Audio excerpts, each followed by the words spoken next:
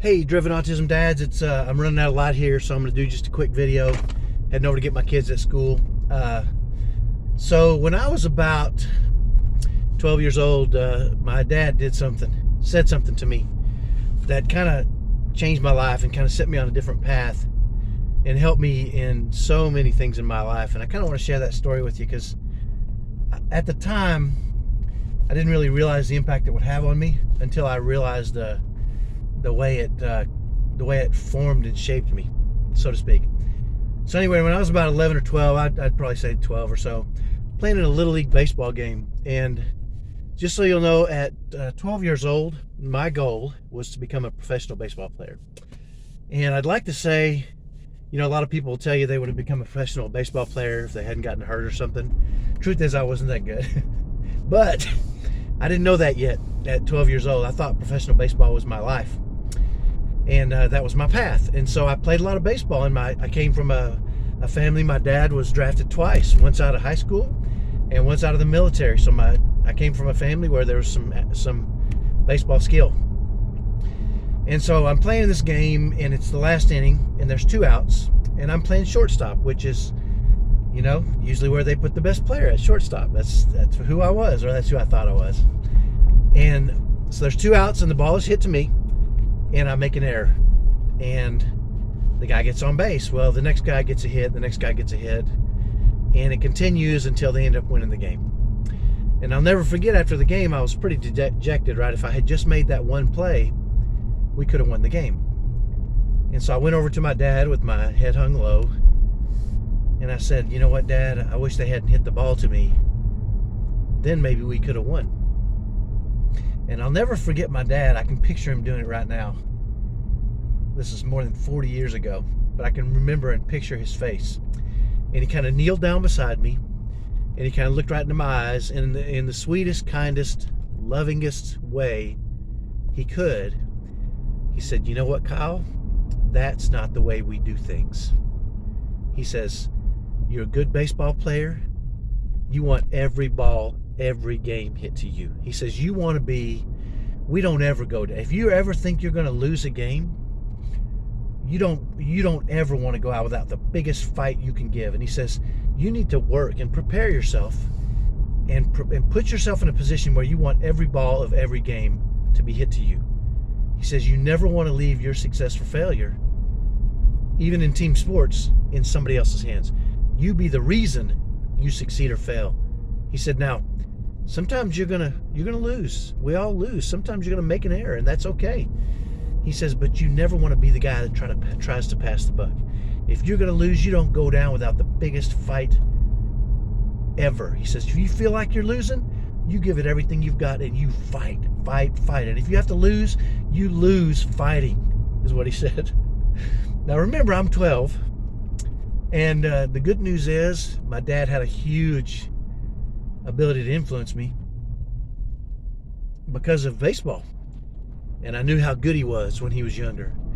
And so I listened to him, and so I started working, and I created a mindset for myself that if I was going to fail at something, I was going to go down fighting. And it served me really well as I played other sports. I can remember one basketball game, and remember, I was a short, white, non-athletic kid in an all-black world growing up, so that they were better athletes generally. And I remember one time we were getting beaten a game, and I can't remember. Here's what I do remember. We were down 15 points with 6 minutes left in the game. That's what I do remember. And I went over to the coach and I said, just give me the freaking ball. And I'm not generally a person that curses, but I was mad, and I thought, if I'm going down, if we're going to lose this game, and I had attitude, I'm shooting that sucker every time I touch it, right? And so I did, and I was a pretty good shooter. I ended up scoring 15 of the last 20 points that our team scored in that game. And the last shot was a three-pointer from the coach said about 35 feet out. We got a rebound. We were down by 2.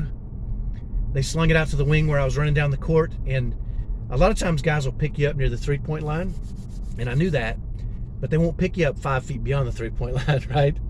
And so I just pulled up, and I thought I was closer, but he said I wasn't even close to the 3-point line, and I just nailed the shot. And because I wasn't going to go down without the biggest freaking fight.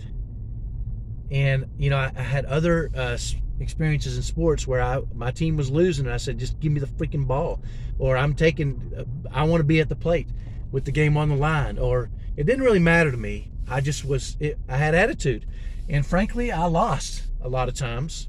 I lost as many times as I won, but I became the reason. I wanted to be the reason. I wanted to be in charge of my success or failure. And you can tell when I'm telling that story, I have attitude about it. And I think most driven autism dads have attitude about it. They want to be the reason, right? I'm not leaving my success or failure in somebody else's hands. It's not who I am. It's not what I'm going to do. And I'll never forget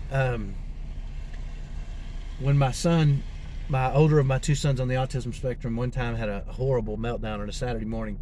I've talked about this so many times, but I'll just shortly tell you about it. And it was a 4-hour meltdown on a Saturday morning. Every time we would think we would get him calmed down, he'd ramp back up. And it ended up creating huge amounts of stress in my home, especially between my wife and I. And we started arguing pretty dang bad at the time. And my wife was very feminine, beautiful, kind, sweet. She'd had enough of me, of the situation, and we started arguing pretty bad. And she wasn't that kind, but she was fully in this time, and it wasn't stopping. We were continuing to argue. There was no end to it. So I ended up grabbing my car keys and walking out the front door. And I remember standing on the front porch with my keys in my pocket, and I was ready to leave. I was done. This wasn't the life I signed up for. We were stressed out all the time as a family. We were walking around on eggshells trying not to set this kid off. Everything you're probably struggling with or have struggled with in the past, we'd faced. And it was a bad situation. And I was standing there on the front porch, just ready to leave. I was done. And the memory of that baseball event popped into my mind right at that moment. And I remember the words that my dad said. If you're going to lose, you don't go down without the biggest fight you can give. Don't go down without giving it everything you've got, right?